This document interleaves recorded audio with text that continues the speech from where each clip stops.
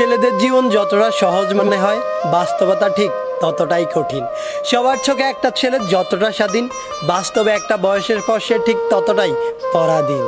একটা ছেলেকে কখনোই দায়িত্ব শেখাতে হয় না। তার উপর ছেলেটা যদি হয় মধ্যবিত্ত, তাহলে তো শেখানোর আর কোনো কথাই আসে না। বাবার পরে যখন সংসারের হালটা ধরতে হয়, তখনই দায়িত্ব নামক শব্দটা আপনা আপনি তার মাথার মধ্যে ঢুকে যায়। আর তখনই সবচাইতে চঞ্চল ছেলেটাও একেবারে শান্ত হয়ে যায়। যেই ছেলেটাকে মা বাবার কাছে আবদার করত, সেই ছেলেটাই আজ সবার আবদার পূরণ করতে শিরোধার্য।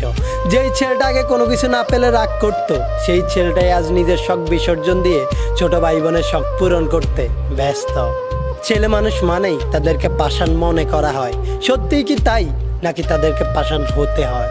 সত্যি বলতে ছেলে মানেই পাষাণ নয়, কষ্ট ছেলেদেরও হয়। একটা মেয়ে চাইলেই কান্না করে তার মনের কষ্টগুলো সবাইকে বলতে পারে, কিন্তু একটা ছেলে চাইলেই তা করতে পারে না। কেননা ছোটবেলা থেকেই ছেলেদেরকে শিখিয়ে দেওয়া হয়, তুমি ছেলে, কান্না তোমাকে মানায়।